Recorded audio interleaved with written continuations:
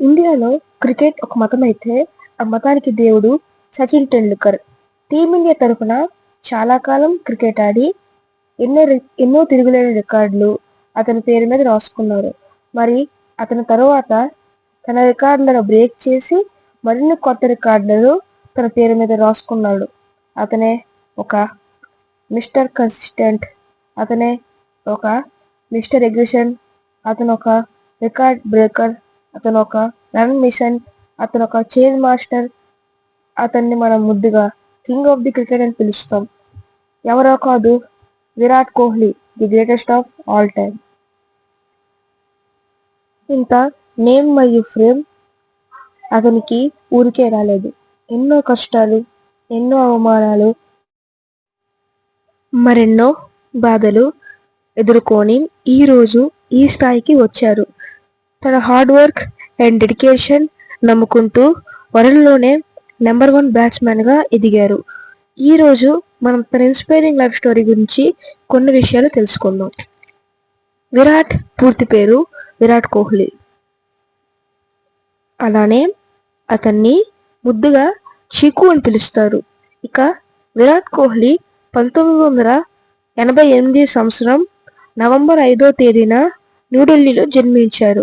తండ్రి పేరు ప్రేమ్ కోహ్లీ. విరాట్ తండ్రి గారు ఒక క్రిమినల్ లాయర్ గా పనిచేసేవారు. తల్లి పేరు సరోజ్ కోహ్లీ. విరాట్ మదర్ ఒక హౌస్ వైఫ్.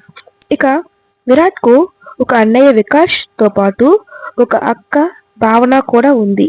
విరాట్ తన స్కూల్ డేస్ ను విశాల్ భారతి పబ్లిక్ స్కూల్లో చేశాడు. విరాట్ కు 9 years ఉండేటప్పుడు అప్పుడే పశ్చిమ ఢిల్లీలో రాజ్ కుమార్ శర్మ స్థాపించిన క్రికెట్ అకాడమీలో జాయిన్ చేశారు.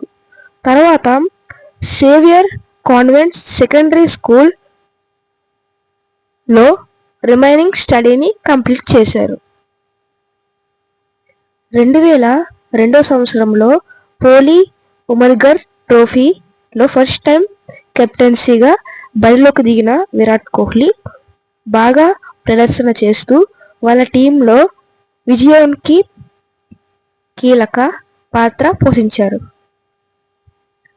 2003లో విజయ్ మర్చెంట్ ట్రోఫీ ఆడారు. 2006 సంవత్సరంలో అండర్-19 టీమిండియాకి సెలెక్ట్ అయ్యారు. తరువాత మళ్ళీ 2006 సంవత్సరంలో ఢిల్లీ తరపున ఫస్ట్ క్లాస్ డెబ్యూట్ చేశారు.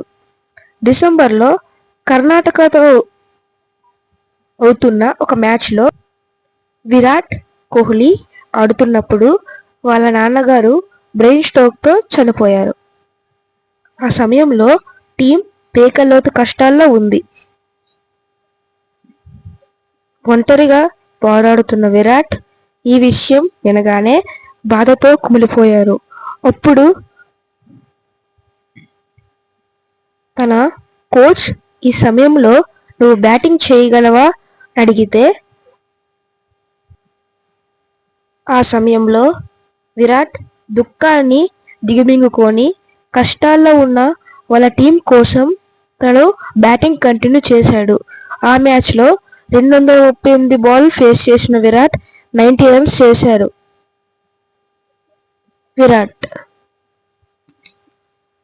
పైలోకంలో ఉన్న వాళ్ళ నాన్నగారు గర్వపడే ఇన్నింగ్స్ ఆడాడు.